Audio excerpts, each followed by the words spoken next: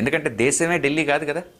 ఢిల్లీ అనేది భారతదేశం అనే ఒక మహాదేశంలో, ఒక పెద్ద దేశంలో ఢిల్లీ అనేది ఒక పట్టణం, ఒక నగరం. పోనీ దేశానికి రాజధాని, మనమేం కాదనట్లేదు. కానీ ఢిల్లీయే భారతదేశం కాదు. ఈ భ్రమలోంచి మనం బయటికి రావాలి. ఇప్పుడు టీవీ స్టూడియోలు అందరూ కూర్చున్న వాళ్ళు ఢిల్లీలో కూర్చుంటారు కాబట్టి వాళ్ళకి సమస్య ఉంది కాబట్టి మొత్తం దేశం మొత్తం మీద పరిష్కారం రుద్దుతా అంటే ఎట్లా కుదురుద్దండి? ఎవరికైనా ఒక వ్యక్తికి జ్వరం వస్తే ఆ వ్యక్తికి మనం మందులేస్తామా, లేకపోతే మొత్తం ఆ ఊళ్ళో ఉన్న వాళ్ళందరికీ మందులేస్తామా? ఎంత మూర్ఖత్వం ఇది. కాబట్టి దీపావళి కాలుష్యం అనే సమస్య ఢిల్లీది కాబట్టి పరిష్కారం కూడా అక్కడే ఉండాలి.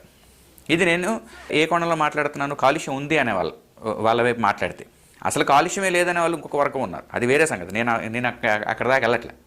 సో ఇది మొదటి విషయం. ఇప్పుడు అసలు కాలుష్యం ఎలా ఏర్పడుతుందో ఒకసారి చూద్దాం. ఇప్పుడు సెంటర్ ఫర్ పాలసీ రీసెర్చ్ అనే ఒక కేంద్ర ప్రభుత్వ సంస్థ కావచ్చు, ఇంకొక సంస్థ కావచ్చు, కొంచెం చిన్న చిన్న తేడాలతో అందరూ ఇదే చెప్తారు. వాళ్ళు చెప్తున్న దాని ప్రకారం కాలుష్యం ఏర్పడటానికి కారణాలు, వాయు కాలుష్యానికి వాహనాల వల్ల 30%